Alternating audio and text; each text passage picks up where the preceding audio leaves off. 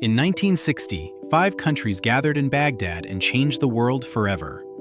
They formed OPEC, a cartel designed to control the price of oil. By turning off the tap, they could bring global superpowers to their knees. Today, a new cartel is formed. But this time, the commodity isn't oil. It is something far more critical. It is the fuel for 3.5 billion human beings. Rice. 2 nations, Thailand and Vietnam, are quietly discussing a pact to control the global price of rice. Their goal? To gain leverage over the global market, just like OPEC. If they succeed, they won't just control inflation in Jakarta or Manila. They will hold the key to political stability across the developing world. Welcome to Sea Insider Stories. Today, we investigate the Rice Cartel. Is it real? Can it work?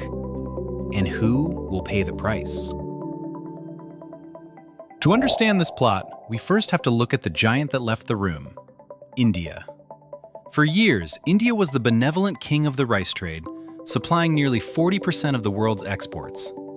Their cheap, abundant supply kept global prices low. But in July 2023, facing their own inflation crisis, India banned the export of non-basmati white rice.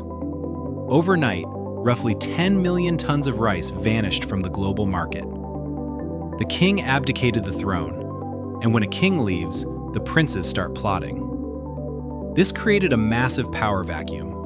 With India out of the game, the world turned to the next biggest players: Thailand, the world's number 2 exporter, and Vietnam, number 3.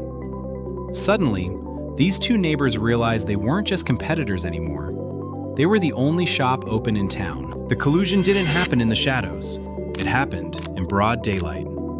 Since late 2022, officials from Bangkok and Hanoi have held talks to cooperate on raising rice prices. The stated reason?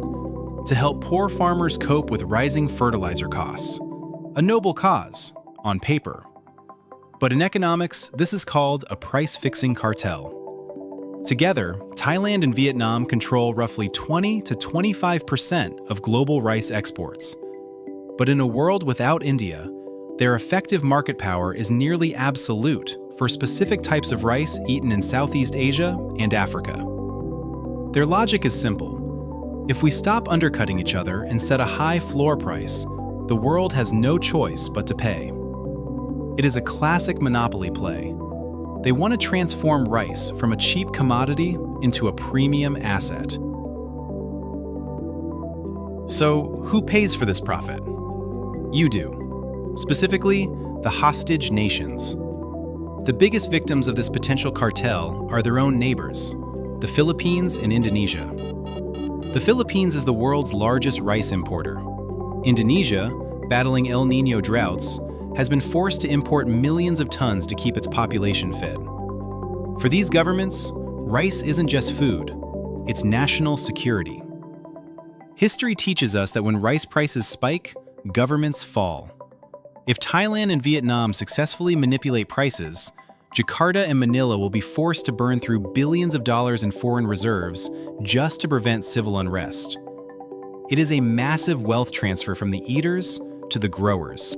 Here is the twist. Unlike oil, building a rice cartel is incredibly difficult. Why? Reason number 1, cheating. Historically, cartels fail because members cheat. If Thailand raises prices to $600 per ton, Vietnamese exporters might secretly sell at $580 to steal all the customers. There is no rice police to enforce the pact. Reason number 2, biology. Oil is standard. Rice is not. Thai home mali rice is different from Vietnamese 5% broken rice. You can't set a single global price for a product that varies so much in quality and taste. Reason number 3, the substitutes. If prices get too high, buyers will flee. The Philippines is already looking at Cambodia and Myanmar. Indonesia is looking at Pakistan. The cartel might end up destroying its own market share by making competitors rich. Whether this specific cartel succeeds or fails, the signal to investors is clear. The era of cheap food is ending. Climate change and geopolitics are turning food into a weapon. For Southeast Asia, this is a wake-up call. Relying on imports is a dangerous game when your suppliers start shaking hands behind closed doors. The rice war has just begun, and the winner won't be the one with the most guns, but the one with the fullest silos. What do you think? Is it fair for Thailand and Vietnam to control prices, or is it a threat to humanity? Let us know in the comments.